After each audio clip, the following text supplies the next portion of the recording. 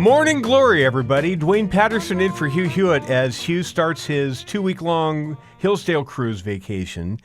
Great to have you here, as is always the case whenever Hugh takes time off.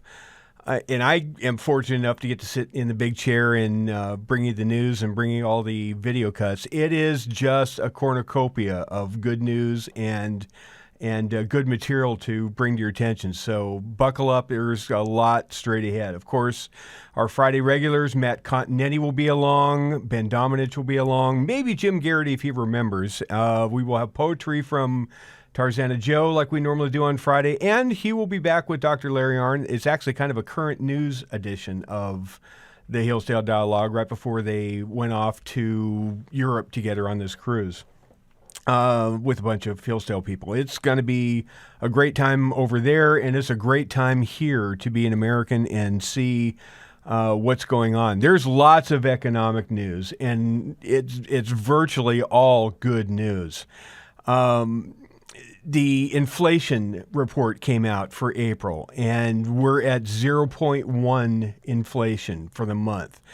Annualized, it's down to like 2.1. Even if you do that core inflation number, it's still 0.1 for the month, and it's 2.5 for the year. So inflation is finally planing out back to the 2% target goal that the Fed wants, that a lot of Americans want, and kind of where Trump had it in his first term. Personal household incomes for the fourth straight month is shot straight up. In fact, Rick Santelli, if you've got good economic news out there on the horizon, you want Rick Santelli to bring it to you from CNBC. Harley, let's play cut 20 real quick. Okay, well, there is a 20th and 21st.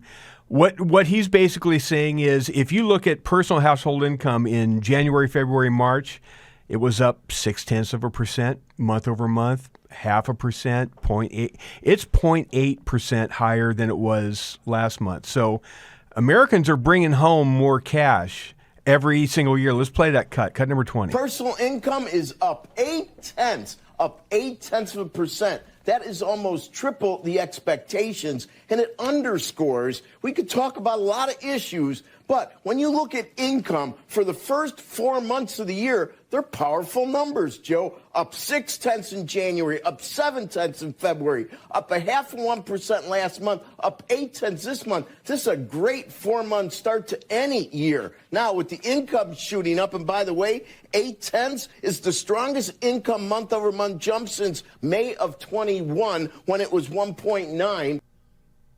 So household incomes are sharply starting to go up. Inflation is moderating it off. So the household incomes coming up, it's not just keeping up, it's actually increasing over inflation. So we don't have that doom cycle like we had during the Biden 4 years. So layered upon that, you see the numbers about the trade deficit. Now, remember, that's what started all this tariff stuff, right? Because we had a record trade deficit, over $2 trillion annually. And it's, Trump said it's not sustainable. We've got to pare that back. We've got to start making things here again. We've got to start redoing all these trade deals. That's where Liberation Day came from, was because of the problem of the trade deficit. And I'm not saying it's got to be at zero. I don't even know if the Trump administration thinks it has to be at zero, but it's way too high. And a funny thing happened. After Liberation Day, after the tariffs have been in effect, the trade deficit seems to be falling. Once again, Rick Santelli with the call, cut 21. The last number is, of course, a very important number to this administration. This is the trade balance, which is a deficit, expecting minus $143 billion. Wow, it comes in much, much smaller, minus $87 billion. And now this follows a 163 that gets converted to 162 billion with a minus sign, the worst since record-keeping 1989. Then we cut it in half to 87.6. 87.6 would be the lightest, and I have to really go back. 87.6 would be the lightest since Wow, September of 23, SEP of 23. And this really does underscore how the movement of goods and services has really changed due to a variety of tariff-related issues. So the trade deficit's coming down. Now, you can write a lot of that off and say that everybody knew these tariffs were coming. Everybody knew that Donald Trump was going to crack down and that things were going to get more expensive to import. So a lot of importers, a lot of companies that bring in products from overseas, brought in stuff on the front end of the year in a hurry. So that's why the trade deficit was so maybe artificially high. And now that they've imported a lot of their material to cover inventories for the next few months, now that's kind of softened off, and that's why the numbers come back down. Part of that is certainly true, but that was baked into the expectations that Wall Street had, and the trade deficit still came in under what the expectations were. It beat the expectations game. So lots of great news. And remember the Democratic media and political apparatus in the East Coast, right? The Beltway bubble, media and politicians alike. The same people that lied to you about Russiagate, the same people that lied to you about Hunter's laptop, the same people that lied to you about Joe Biden being competent in 2020, the same people that lied to you about him being competent in 2024, the same people that told you Kamala Harris was totally ready for this in mid-24 when Biden wasn't. The same people that made predictions about, what was that word, an R word, that we were going to have because of tariffs. These same people that lied to you about all this other stuff, they also made a prediction about a recession. Cut number one. What's your hunch? Is the U.S. going to go into recession or not? Look, I'm going to defer to economists who give it about a 50% chance. I think all these things are probably inflationary a little bit more and slowing down the economy. If there's a recession, I don't know how big it'll be or how long it'll last. Hopefully we'll avoid it, but I wouldn't take it off the table at this point. Do you believe we're in a recession now? So my guess is we're heading towards a recession. So he is completely indifferent to a recession, to the pain that it will be caused. But on the recession front, it is surprising, Brad, that suddenly Trump is putting a recession on the table and trying to tell Americans that it'll be just fine if that happens this year. And now it's leading to potential layoffs as well as a pause in hiring and investment. So we're headed toward a recession because of Trump's policies. This tariff regime remains. There will be a recession. This man is rooting for a recession, and I was saying it's the only way Trump's going to be unpopular. And they were like, yeah, and of course, I'm just rooting. I can't make it actually happen. They didn't seem to understand that I'm not a genie. I can't, but I'm rooting for one again. Donald Trump is clearly crashing the economy in real time, and he's driving us toward a recession.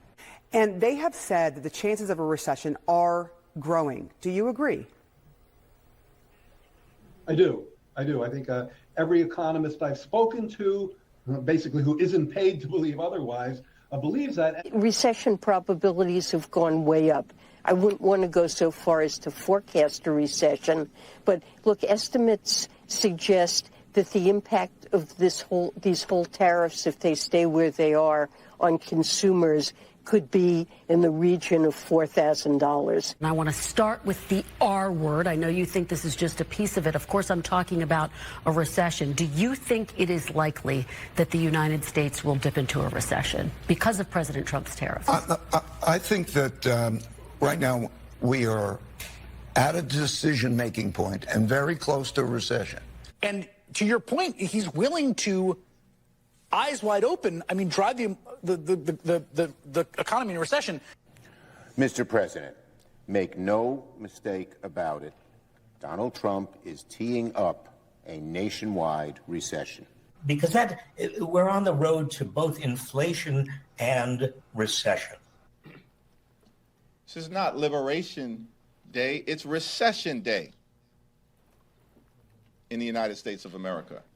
But bluntly, the markets don't like it, consumers don't like it, and we're already seeing predictions that there will be shrinking growth and a recession this year.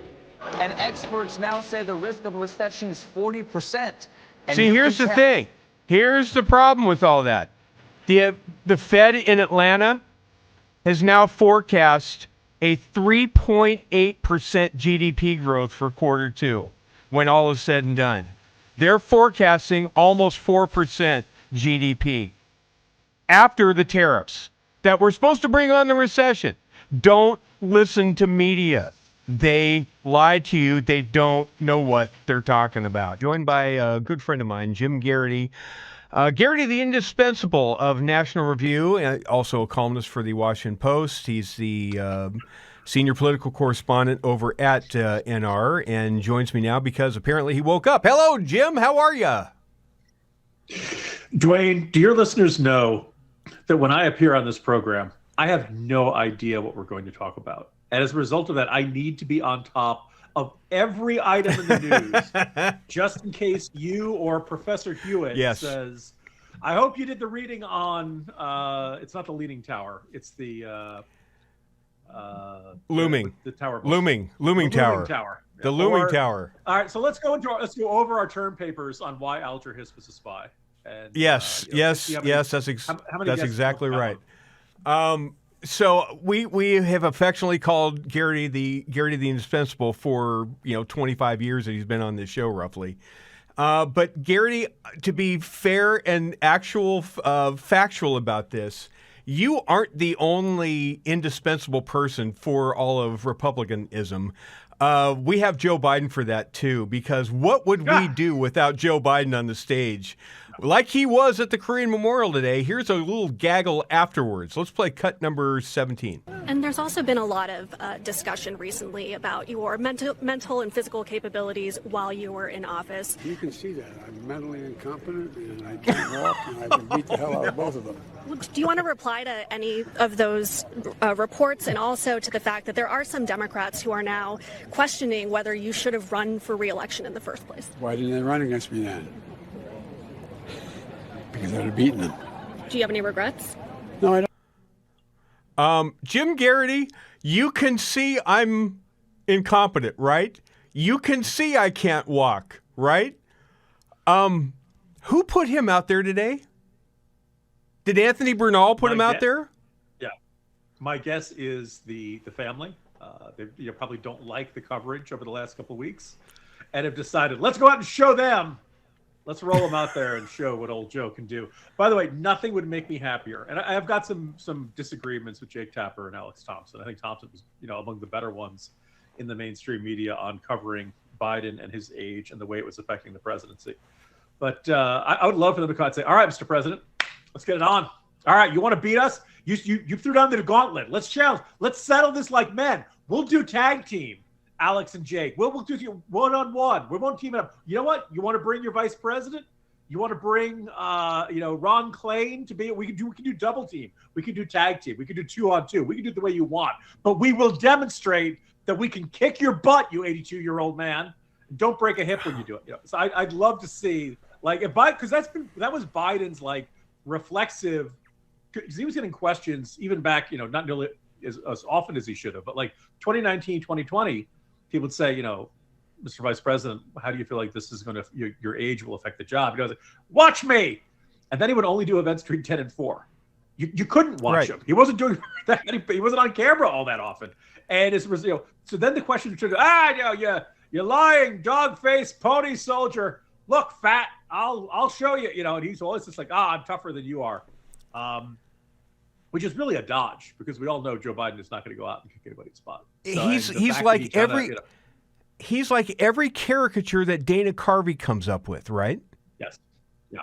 And so, by the way, it is intriguing that they decided to roll him out. It's not like he needed to attend the event today. And I think they thought it would do them some good. And I think that says something about the state of the thinking in the Biden family. But isn't that age right now. But this is not the first time they've had a bad news cycle, and they rolled the old man out thinking that he could do it one more time. And he's failed every time they do that. He's only made matters worse. Isn't that the classical definition of insanity, is doing the same thing and expecting a different result? Let me play you one more clip of Joe Biden, actually from the speech. And this is the greatest encapsulation of all that was wrong with Joe Biden. Cut number 16. All the years I've been doing this, I never thought we'd get to this point. But we are. Our troops don't wear a uniform that says I'm a Democrat or I'm a Republican. It says I'm an American. I'm an American. That's who I am. I'm serious about this. I'm not joking. And folks, our politics has become, as I said, so divided. They wear the uniform of the United States of America. The only nation in the world, literally, not free, the only nation in the world founded on an idea. An idea. Every nation was founded on geography, ethnicity, some unifying principle, but not an idea. The idea of America was founded on, we hold these truths to be self-evident, that all men and women are created equal, endowed by the Creator with certain inalienable rights, life, liberty, pursuit of happiness. We meant it. That's who we are. That's what makes America the most unique nation in the world, literally, not figuratively. In fact, folks, you know, for generation after generation, the profound idea has been defended by ordinary citizens who stepped up and answered the call. Because of them, American democracy has endured for nearly 250 years. Every generation has to fight to maintain that democracy. Jim Geraghty, that's got everything you need in it, doesn't it? Yeah. So, Dwayne, the first question I want to ask, can you be most unique? Does unique have degrees of uniqueness, or you're either unique or you aren't? Is it unique, uniquer, and uniquest? Yeah, I think if there's other stuff like you, then you're not unique. So it's binary. You're either unique or you're not unique. That's classic 82-year-old Joe Biden riffing on what most people would say is a fairly self-evident, fine point of people in the armed services aren't Republicans or Democrats, they're Americans. Okay, fine. He goes on a great length about that. It's updated version of Obama's "There are no red states or blue states, only red, white, and blue states." Quick closing question: Do you want to see Jill Biden have to answer up? Do you want to see this auto pen scandal flourish, or do you want to just have it go away? I looked it up. Presidents have testified to Congress before. I think the last one was Gerald Ford. It hasn't happened in a while, but I think it's serious enough. Now, the thing is we all kind of know he's going to say, "Oh no, I was of sound mind every single minute of it." And I think the questioning of Joe Biden under oath by Congress could probably lead to probably a rerun of the Robert Hur testimony. It would probably. Yeah, I think so. Geraghty, thanks very much. Lots of guest hosts coming up over the next couple of weeks. I will kind of bookend the weeks. Mark Davis is along. Ed Morrissey's along of Hot Air. Kurt Schlichter will come in here and break the furniture for a couple of days. Hope you join us for that. I am joined by one of our favorite Friday regulars and one of our favorite guests, period, Matt Continetti of the American Enterprise Institute. Joining us from the American Enterprise Institute's remote Stasi bunker, looks like on the video. Hi, Matt. Welcome back. How are you?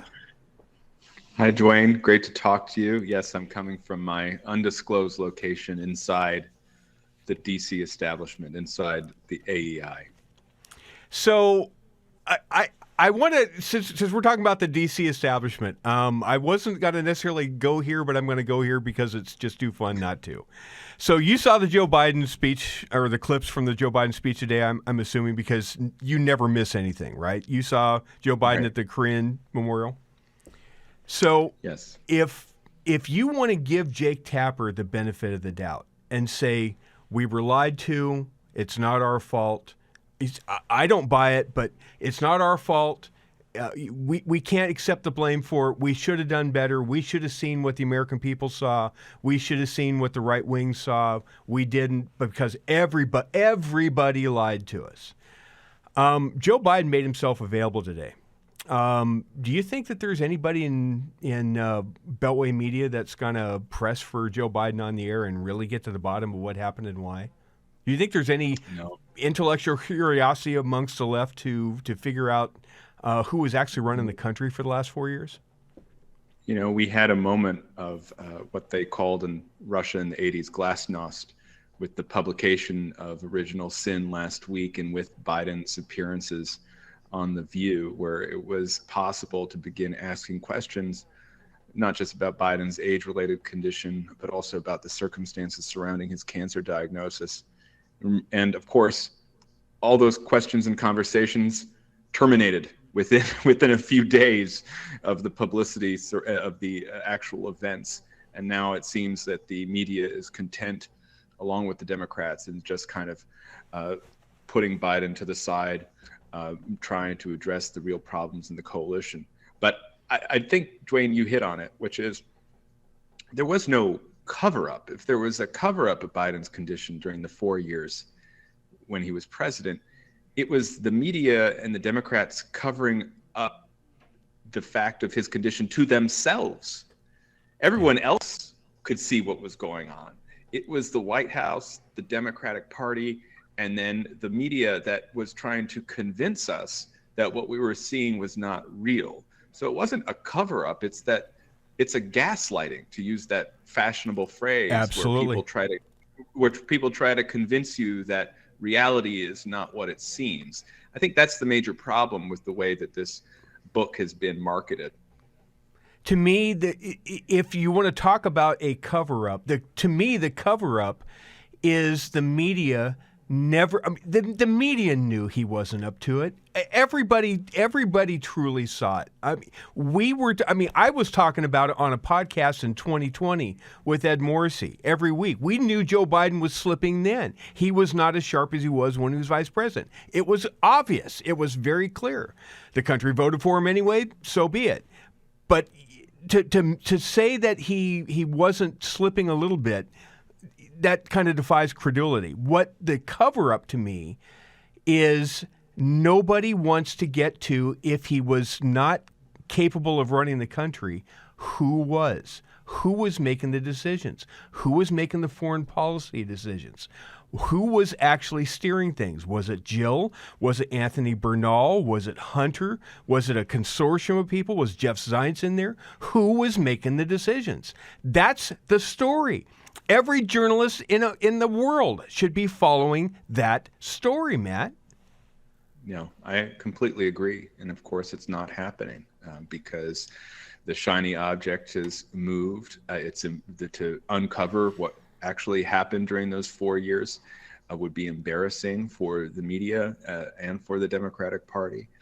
And so we only have names, the list of people that you mentioned, the group that called the Politburo by Jake Tapper and Alec Thompson. Steve Ricchetti and this long-time crew of Bidens, by the way, most of whom were involved in Biden Inc., in the family business, in profiting off of Joe Biden's name. Yep. And then there are, of course, the Obama liberals, the woke Obamaites, who were in that White House and doing bad policy as well.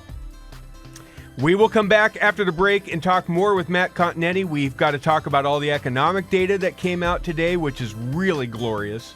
And it was Elon Musk Day at the Oval Office, and we want to kind of get Matt's take on all of that and Elon's impact on the first 5 months of the administration. Elon gave an incredible service. Nobody like him, and he had to go through the slings and the arrows, which is a shame because he's an incredible patriot. The good news is that 90% of the country knows that, and they appreciate it, and they really appreciate what he did. And I gave him a little special something we have here. Thank you. A very special that I give to very special people.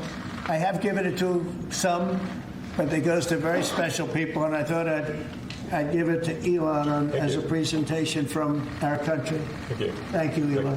Thank you. Take care of yourself. Thank you. Welcome back, everybody. Dwayne Patterson for Hugh Hewitt. That was just about an hour and a half ago at the Oval Office. Elon Musk wearing his blazer over his Doge Father T-shirt, getting thanks for a job well done by President Donald Trump. I'm joined by Matt Continetti of AEI, of Commentary, of Free Beacon, Free Press. I mean, pretty much if it's a thought that needs to be thunk, Matt Continetti's your guy. Welcome back, Matt.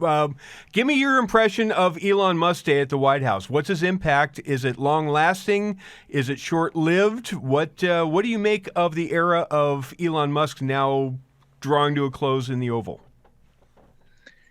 Well, Dwayne, I think the conventional wisdom has formed around this idea that Elon Musk had very little impact. And yet, when I look at what Doge has done, I see it as having significant effects on the federal government. I mean, for one, the federal workforce is much smaller.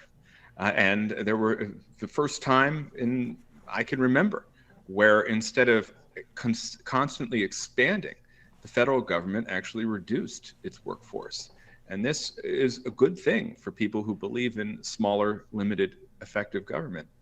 The second big consequence of Doge was there was savings. The savings might not have been what Elon Musk promised at the outset or lauded as a goal, but they were savings. And if they are embedded and if they're included in this rescission package that is going to make its way through Congress in the coming months, then that will have a lasting effect as well. And finally, I think undercovered in the Doge story is that the Doge team has been very effective in reforming and modernizing government IT systems. And there are people who are not fans of Elon Musk, not fans of Doge in the federal government, in some of these agencies, who will tell you that Doge has been helpful in making different systems talk to one another, updating systems so that they're not stuck in the floppy disk era. So when you consider these three major consequences, I think you have to say that Doge has had a substantial and I think lasting effect on the federal government.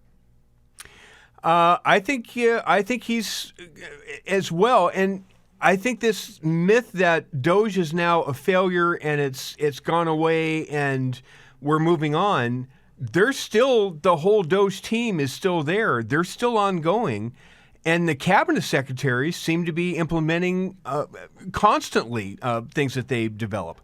I don't think the whole program's going away, and I think Elon Musk is still a phone call away if he needs to be, right? I mean, I don't see him going anywhere. Oh yeah. Well, he has the key to the White House now, right? He has the golden key to the White House. He can visit President Trump whenever he wants, and of course, we know that President Trump gets on the phone quite a bit, especially with rich and powerful people. And there's no one richer than Elon Musk. He's certainly powerful in his business. And of course, he is a government contractor as well. So yes, he'll still be involved in the process. He might not be as active in politics as I think many believed he would be after his role in the 2024 election.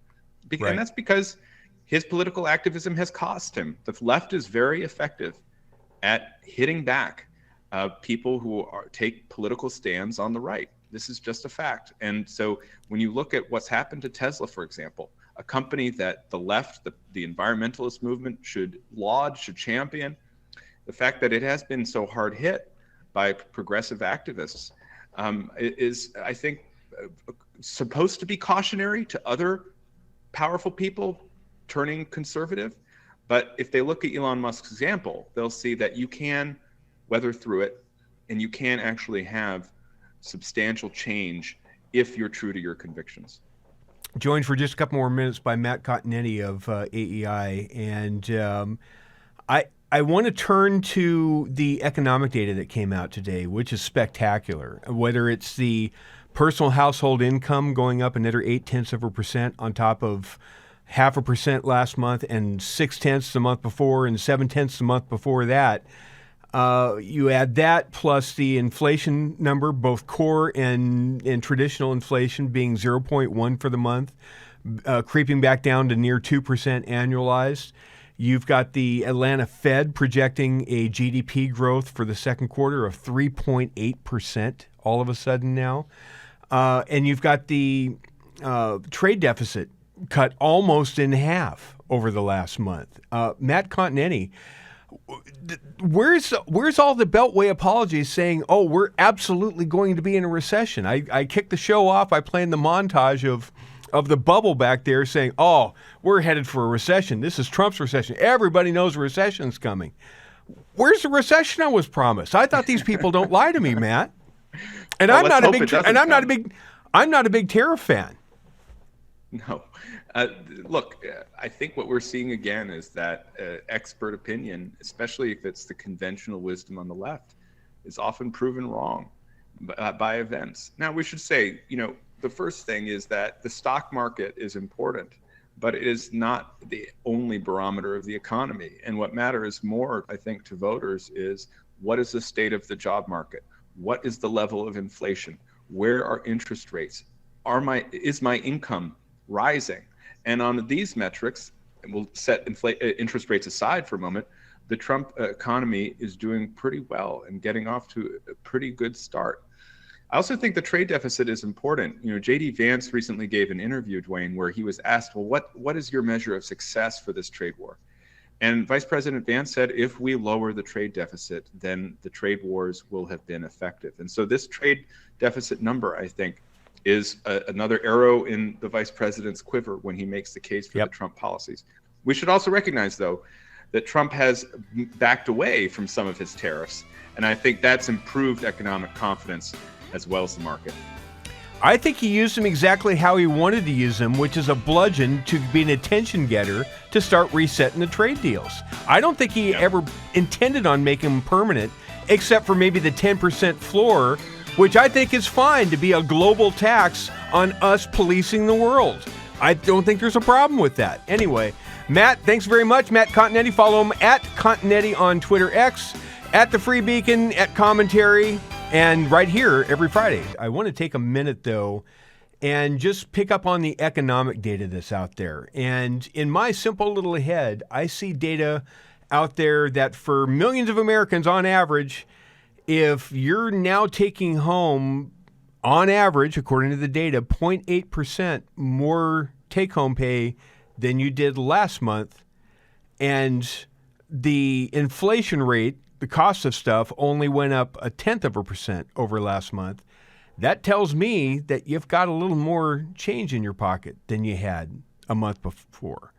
That's at least what the data seems to indicate. And you may be one of those millions of people that it's not quite as tight as it was before Donald Trump's administration. It's not as tight as it was last year or the last couple of years. And I want to be that person to be able to ask you on behalf of the show, on behalf of our friends at Angel Tree, to maybe you've got a little extra spare change laying around that you could help send a kid to summer camp. If you're watching on the Salem News Channel, you're seeing footage of a bunch of kids, a lot of them inner city. They could be in remote locations. Their parents are incarcerated, and they really don't have a great lot in life right now. But if you would dig in and spend $20, $200, whatever you can come up with, that will get a kid to camp. $200 gets a kid to camp for a week, and it changes lives. We know all sorts of ministry opportunities use summer camp to reach kids, and it changes their lives, and it builds them for the future. Angel Tree does that, and it gets you to help break the cycle so that you don't have generation after generation of kids that are on the streets and getting themselves into things they don't need to get into.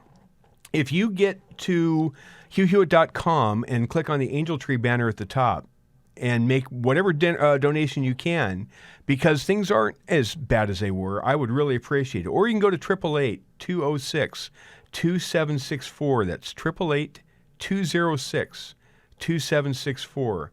Or better yet, go to HughHewitt.com and click on the Angel Tree banner. I would appreciate it. Now, with all the good economic data, and it's good economic data, it shows that there's a lot of optimism on the horizon. Now, just imagine that optimism if they finally finish the big, beautiful bill in the Senate and get those tax cuts permanent. The Senate is making progress, but they still need pressure. This is where Job Creators Network comes in. TaxCutsNow.com. TaxCutsNow.com. We can see the finish line in sight. It cleared its biggest hurdle in the House. But you need to get active, and Job Creators Network at Tax Cuts Now helps you be productive in helping lean on the right senators at the right time to be able to get those tax cuts permanent and get that big, beautiful bill passed through the conference committee and signed by the president, hopefully by the July 4th holiday, when you can then enjoy seeing all those kids go off to the Angel Tree camp. TaxCutsNow.com. Dwayne Patterson in for Hugh Hewitt today as he begins his 2-week odyssey around Europe with Dr. Larry Arnn and the Hillsdale College folks on their 2-week-long cruise.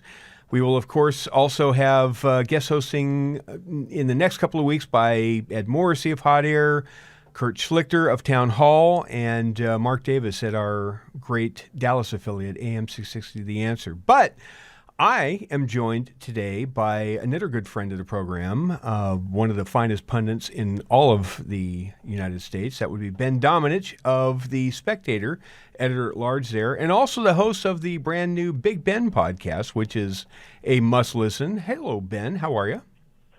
I'm good, and good to be with you. This was obviously an eventful week in Washington, so there's plenty to talk about, and we wish Hugh the best on this type of thing. I know that he loves to talk to the Hillsdale folks, and I'm sure he'll be telling great stories on his trip.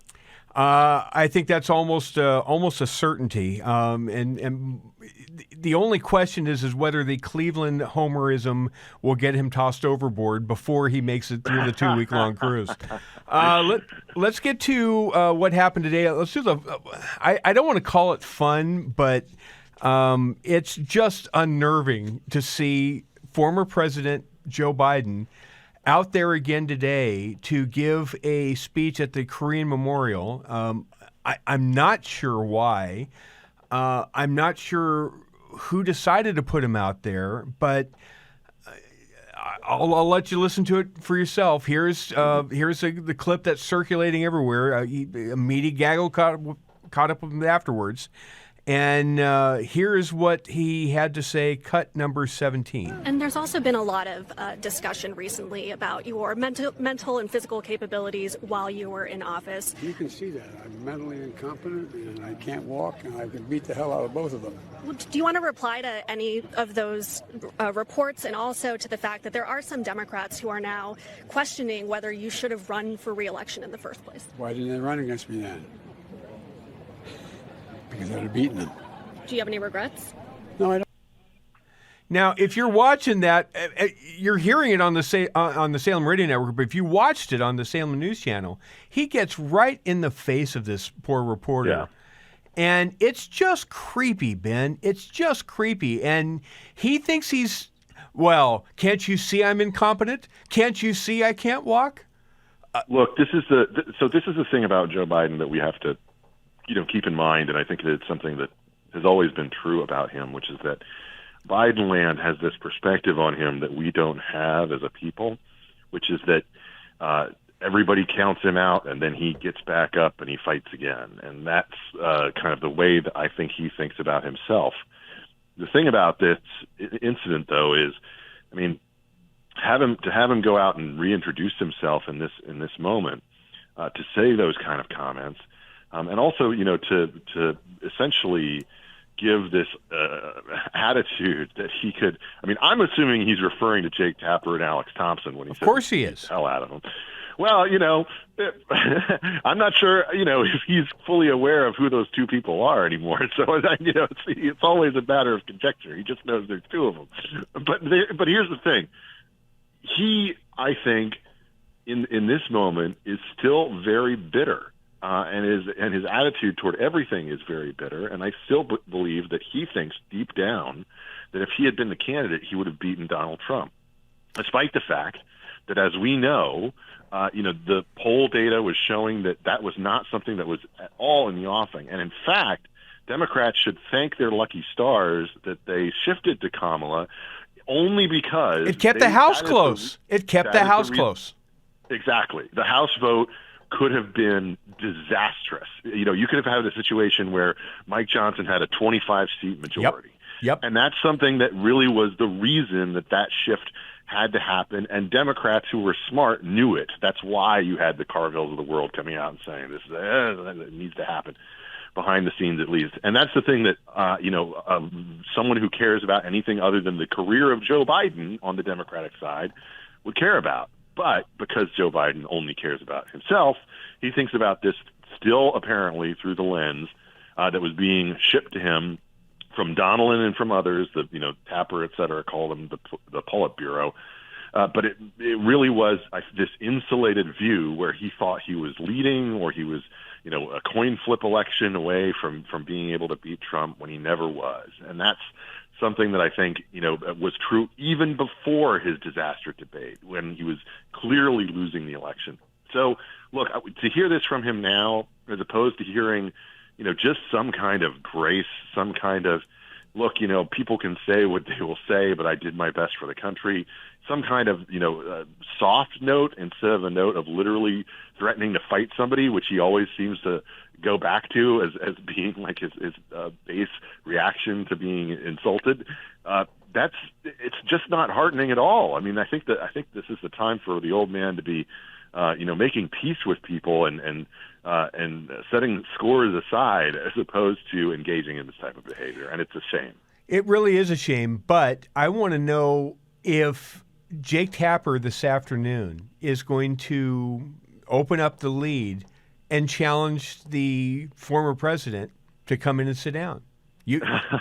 I mean, wouldn't you watch that interview knowing everything we know now? Of course I would. Maybe you can challenge him to some push-ups, just like Joe used to do. I mean, like it's there's an absurdity to it, but yeah, I mean, I think one of the things that's interesting, of course, about Tapper's world tour associated with this, right, is it represents truly, I think, a shift on his part that is very intentional and deliberate, because Jake is very intentional and deliberate, that where he reacts to the things that are going on around him, and he says, I have got to realign myself in terms of my own positioning, especially given the ownership of that network, to be closer to the center, because that's the only way that I can continue in this role.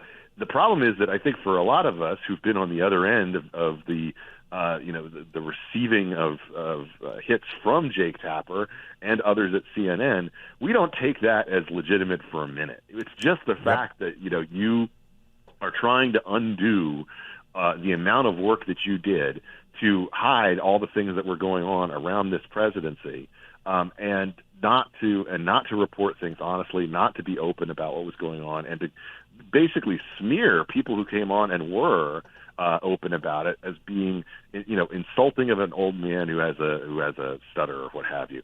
And that's something that I think we all paid attention to. We all saw it on the TV networks, and we're not going to give Jake grace in this moment, because because you can only now can it be reported. Alex Thompson was out there, getting hit constantly, and so were, by the way, a group of brave Wall Street Journal reporters who, put their piece out there and got slagged by the White House.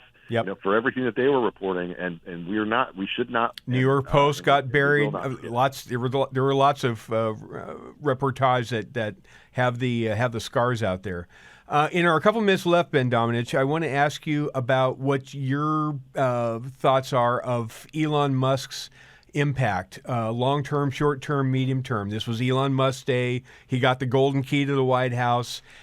Doge isn't going away. Elon's only a phone call away. He's not going to be there every day, but he's still, Donald Trump's going to call him probably 2-3 times a week. He's still going to have his finger on things. But what do you think of the first 5 months of Elon Musk's involvement in the government?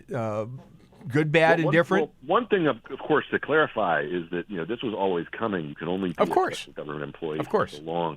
And so there were a lot of people who were acting as if this was some breakup or something like that, when this was not. By statute, not the case, ever. One thing, though, that I think is going to be critical going forward is how we see Capitol Hill react to the use of rescission by Russ Vought and by others within the presidential team, who are going to basically try to make these Doge cuts much more permanent. And that's something that going forward is going to be of the utmost importance. Otherwise, this is going to be a very short-term blip. You have to have these things actually put into policy, because if you don't, then the bureaucracy's attitude is the same as the attitude of China or the Vatican. Okay, in the sense that they view things in the space centuries of instead of years. Right. They do not have the attitude of 4-year terms or 2-year terms. They think they will be around when Donald Trump and everyone else is gone, because they are cement. And that's not the kind of attitude that is going to be able to be beaten just by executive orders and special government employees. It has to be something that is undone by the Congress. And we'll see whether Republicans on Capitol Hill have the will to do that. I certainly hope that they do, because this is the first chance we've had in a very long time to actually see real cuts in government. I think the House will put it through. It needs 60 votes in the Senate, and I relish the chance to watch Senate Democrats say no to it and defend all the increased spending. That, to me, is going to be glorious when it comes to the midterms in 26. Ben Domenech, thanks as always. Follow him at bdomenech on Twitter X or at The Dispatch. The finest rock and roll band currently touring the United States right now, outside of, well, John Ondrasik and Four for Fighting, his string quartet, which is a fun show. Goose is pound for pound. If you want just straight ahead rock and roll, that's your band. Dwayne Patterson for Hugh. Let me check the markets. Because of all the good economic data, you would think that the market would have had a supreme up day. Well, it's kind of a mixed market, actually.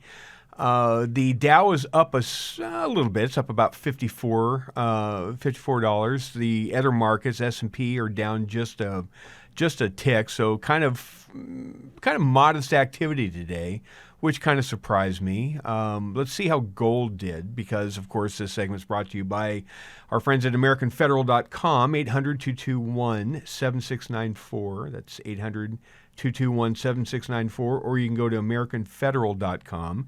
That's where Hugh gets his gold. That's where lots of people get their gold. And pretty cut and dried, very simple. You call Nick Grovich or any member of his team. You tell them what you want. They'll tell you what the spot price is. The more you buy, the less the commission. But it's all transparent, and it's as good of a transaction as you can have to offset any possible inflationary or recession news that's out there. 800-221-7694. Anyway, gold is up. No, it's down. It's actually down about $25 off its yesterday close. So what does that mean? Well, I don't know. I know it's still $3,300+ an ounce, which is an awful lot for gold compared to what it was when I was a jeweler 25 years ago. But is this the right buy time because it's down a little bit today? Nick would tell you, and he'd be honest about it and tell you whether it's on its way down for a while or if he thinks it's going to turn back around because of other international pressures. But give Nick a call at AmericanFederal.com, 800-221-7694. I want to get back to what happened in the Oval Office today with Donald Trump recognizing Elon Musk. Elon actually got the floor, as it were, in the Oval Office, and here's what he had to say on his time in service. Cut number 5. Luck on this is amazing. Large luck. Well, let me say perhaps a few words. That this is not the end of Doge, but really the beginning. My time as a special government employee necessarily had to end. It was a limited time thing. It's 134 days, I believe, which ends in a few days. So that it comes with a time limit. But the Doge team will only grow stronger over time. The Doge influence will only grow stronger. I'd liken it to sort of Buddhism. It's like a way of life. So it is permeating throughout the government, and I'm confident that over time we'll see $1 trillion of savings and a reduction in $1 trillion of waste and fraud reduction. The calculations of the Doge team thus far, in terms of an FY25 to FY26 delta, are over 160 billion, and that's climbing. We expect that number will probably go over 200 billion soon. So I think the Doge team is doing an incredible job. They're going to continue doing an incredible job, and I'll continue to be visiting here and be a friend and advisor to the president. And I look forward to times being back in this amazing room. By the way, isn't this incredible? Look at this incredible. It's stunning. I think the way that the Oval Office, how the president has just completely redone the Oval Office. It's beautiful. I love the gold on the ceiling. Thank you. It's pretty nice. Yeah. Gold on the Ceiling makes me want to play a Black Keys song. Anyway, Elon was asked by Peter Doocy when they threw it open to the gaggle in the Oval Office. And here's the question that Peter Doocy asked, and here is Elon swatting it away, cut number 6. President Trump, the president mentioned that you had to deal with all the slings and arrows during your time at Doge. There's this. Well, some of the people, some of the media organizations in this room were the slingers. Well, so there is a New York Times report today that accuses you of blurring the line between. Is the New York Times, is that the same publication that got a Pulitzer Prize for false reporting on the Russiagate?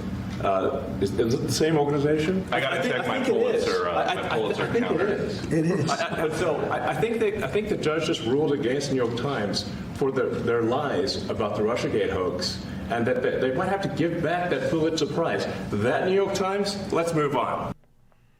Let's move on. Peter Doocy said, okay, I guess I'm abandoning that question. Mr. President, I got a question for you. It's about Jill Biden and the auto pen, cut number 7. Aides who used to work here are in talks with Republicans in Congress to go and testify about what they did or didn't do to possibly conceal President Biden's decline. Do you think that Dr. Jill Biden should also have to come in and testify about what she did or didn't do? Well, I hate the concept of it. It's the wife of a man who was going through a lot of problems, and everybody that dealt with him understood that. And I guess it came out during the debate loud and clear. That was the biggest signal of all. They have to do what's right. The country was there was a lot of dishonesty in the election, as you know, of 2020. That's been now caught. People understand it was a rigged election. And when you go further out, when you see the auto pen, I mean, I think the auto pen is going to become one of the great scandals of all time, because you have somebody operating it or a number of people operating. Because I knew Joe Biden. Joe Biden wasn't in favor of opening up borders, letting 21 million people into this from prisons and mental institutions and gang members.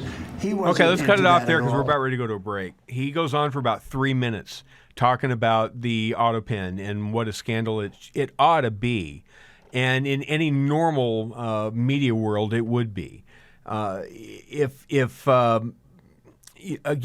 Jake Tapper were to lead his program today and pick up on this news, I'm not aware if Jake Tapper has mentioned Anthony Bernal, who David Hogg, the vice chair of the Democratic Party, said was actually running the country and ran the auto pen for the last couple of years. See, I would think there would be some journalistic curiosity on that, but maybe I'm wrong. Okay, the second finest band in America, Tedeschi Trucks Band's awfully good too. Welcome back, everybody. 34 minutes past the hour.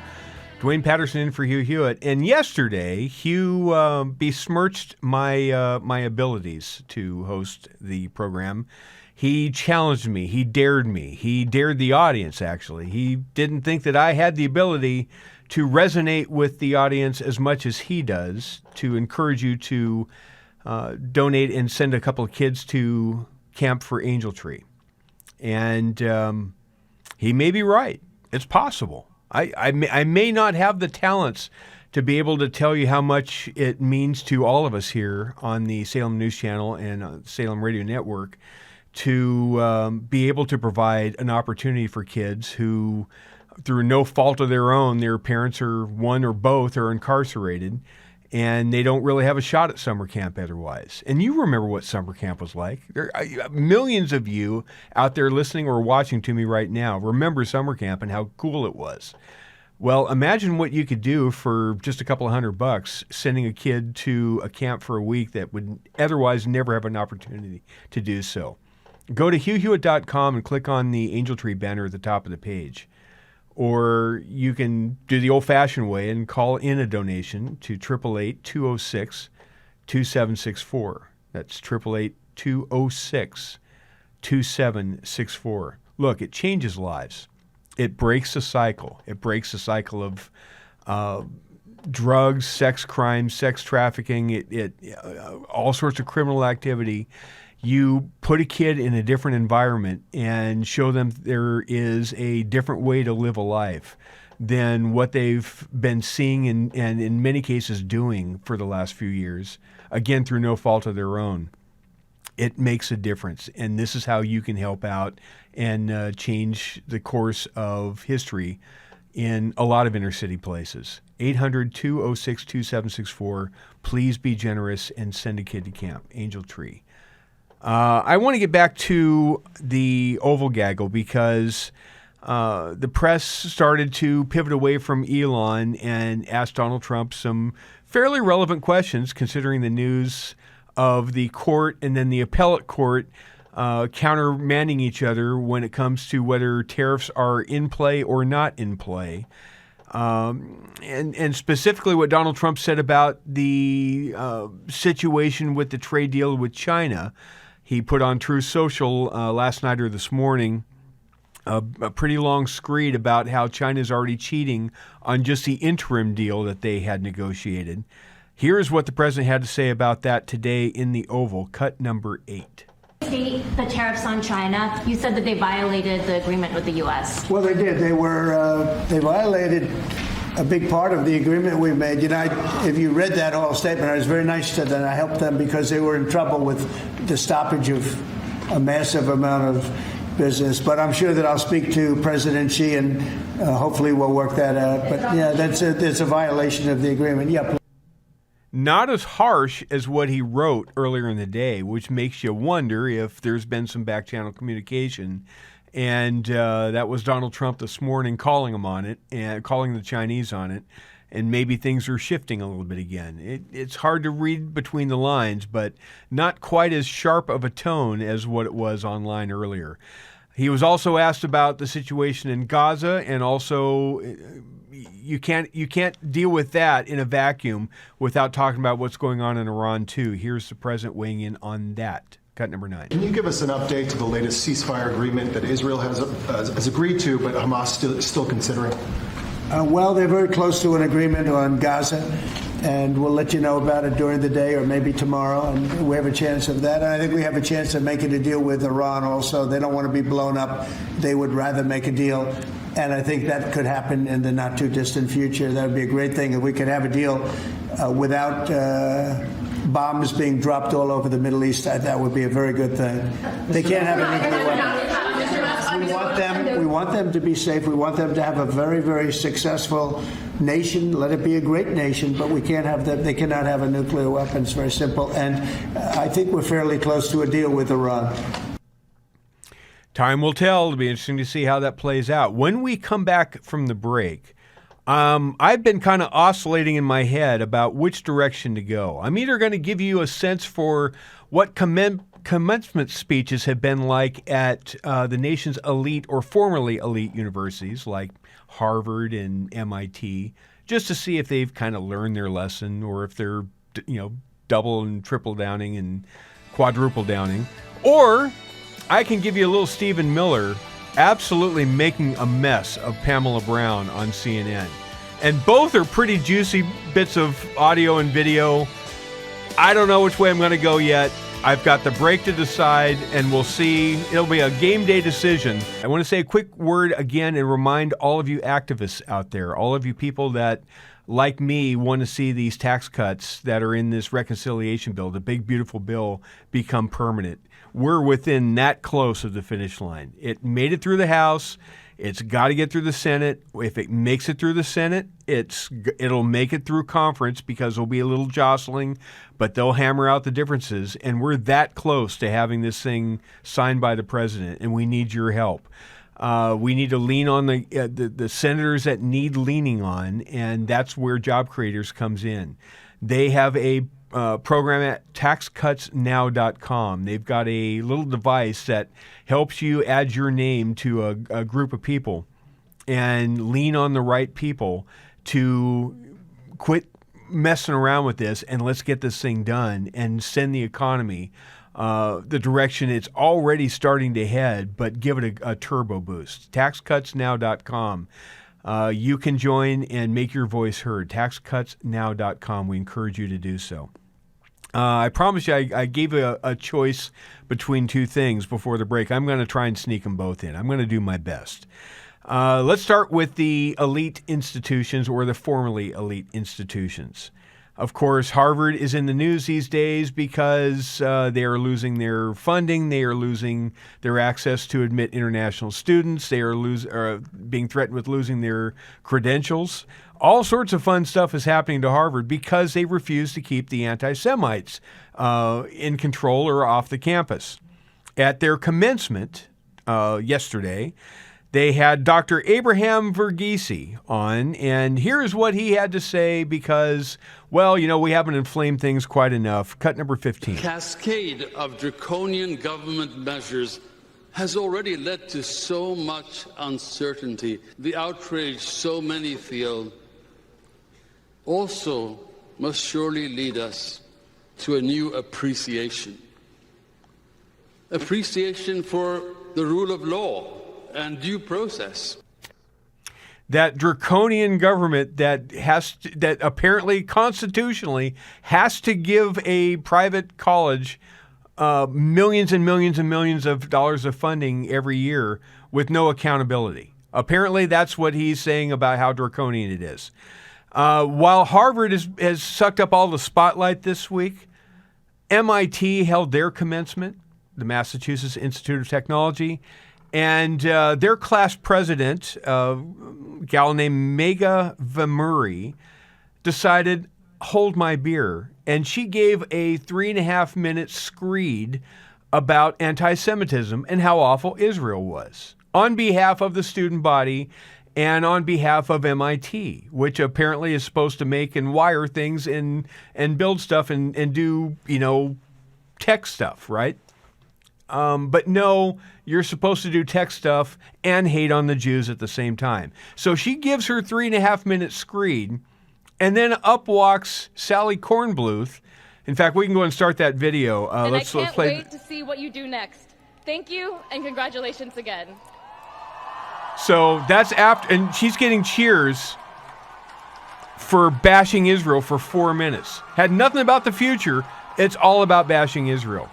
And now comes the uncomfortable Sally Kornbluth, the president of MIT, who has to follow that up. She walks up to the podium. Things are awkward. Okay, listen, folks. At MIT, we value freedom of expression, but today's about the graduates, so it's time for me to charge you all. So good afternoon, everyone. So I'm just going to ignore everything that was just said and pretend it wasn't really said. And she missed the Sister Soldier moment to be able to say that was wholly inappropriate. It was not the position of MIT, and we reject the hatred wholeheartedly. Did she say that? No. Because, well, she's kind of afraid of what the reaction would be if she didn't toe the line. It was not a good moment at MIT. Stephen Miller, another moment that wasn't great for CNN. Stephen Miller, Deputy Chief of Staff for the President, was on CNN with Pamela Brown. And I got to play a couple of grabs if I can. Let's play cut number 18. It's just delicious. Do you think a judge should just rubber stamp what your White House does? If not, what checks and balances do you think should be in place for this White House? It is not the job of a district court judge to perform an individual green light or red light on every single policy that the president takes as the head of the executive branch. Just think about the premise baked into your question, respectfully, Pam. You're saying that when the American people elect a president of the United States of America, I'm not saying well, it's the implication, who is the sole head of the executive branch. Well, let me finish. I will answer the question happily. But look, when you have these kinds of lazy assumptions built into questions, it makes it hard to have a constructive dialogue. What is a lazy assumption? I said you all had to win. You see, here's the thing. If you're going to take on Stephen Miller, you better be prepared, you better be read, and you better bring your A game. Because if you trip up on the premise of your question, Stephen Miller is going to carve you into little meatballs like he did to Pamela Brown. There's editor cuts. The whole interview was a train wreck. It was terrific to watch. This time spot belongs to Tarzana Joe, the poet laureate of the Hugh Hewitt Show, and I'm glad to bring him in now. Hello, Joe. How are you? So, Dwayne, I take full possession of it as well. Yes. This has been a week of milestones and some millstones too, but indulge me. This week has seen a moment as sad as it's inspiring. From governmental service, Elon Musk's retiring. And from his weeks of labor and days of dedication and all that he's accomplished, I've taken inspiration. So early Wednesday evening, I sat down with my wife, did a little digging, and began to doge my life. I knew that I'd been wasteful, but I didn't know how bad. There's 17 subscriptions that I didn't know I had. Every bill and balance was like stepping on a landmine. I fainted when I found out we're still paying for a landline. Several streaming services were excised from my panel. Darling, please believe me, I've never watched that channel. Have you ever unsubscribed? It's hard to do, I'm told. I called up Thursday morning, and I'm still on hold. We switched to fiber optic. Boy, that's really hot. They gave us both a gift card, which we'll forget we got. There you have it, listeners. A little taste of hell. And next week, if I get the nerve, I'll cancel AOL. That's Doge Me by Tarzana Joe. You know, it's got to be. It's not going to be the same without the left having Elon Musk to kick around. What is this poem going to be? Is this poem going to be available at Tarzana Joe anytime soon, or has the Doge team gotten a hold of TarzanaJoe.com? It is there right now at both my Facebook page and at TarzanaJoe.com, and I think the old idea that they won't have put name in here to kick around anymore because he's leaving the stage, that doesn't wash. They will continue to kick him around as long as there are boots to kick.